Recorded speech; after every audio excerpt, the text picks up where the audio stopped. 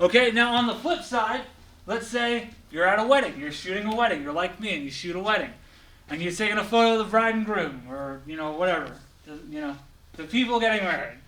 You take this photo, and we have all these trees and crap in the background, right? It's not the most pretty. What do we want to do?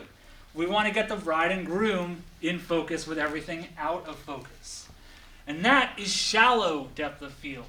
Okay, the example, whenever I say shallow depth of field, if you forget what I'm talking about, think about portrait mode on your phone. Portrait mode, what does that do when you take a photo? What does it do? Help me. Right, exactly. It blurs out the background. That's shallow depth of field, okay? So, aperture directly controls how much light is coming into the camera, and I'll show you an example of an aperture in just a second.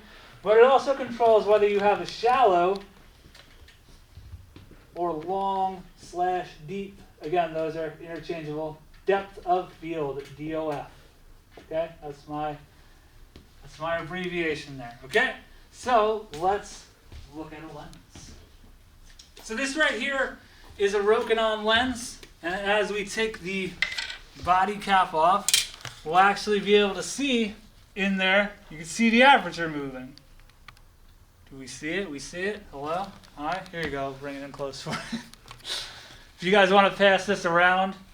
Most of you have seen this already, but the back one there, so you can look through and see the aperture moving. Okay? And of course, that's not strictly a new thing, right? If we look at my old lens from my Pentax, I'm going to put this down before I drop it, right? You can actually see there's an aperture on here. It's a lot clickier because it's old and not designed for video, okay? But the big thing about aperture that we're talking about right now is that the aperture is controlling how much of your image is in focus. Okay, so when we talk about shallow and long depth of field, this setting is really important for you because it's determining what your image is ultimately going to look like.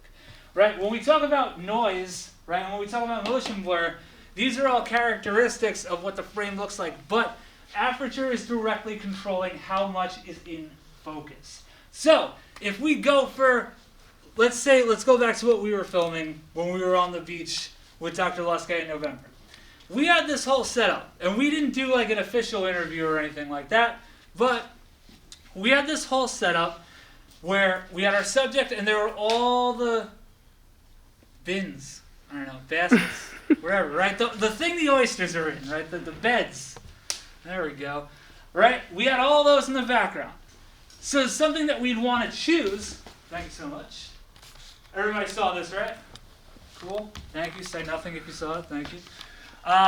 When we're setting that shot up, something that we want to do for the audience, for the scale of it all, is to show them, here's this one person, and here's a friggin' ocean of beds behind them, right? We want those all to be in focus. So we would purposely want a long depth of field. We want to get everything in focus, right? Now let's flip the script. Say we have someone that we want to interview, and we go into their house, and holy crap, that person's a hoarder.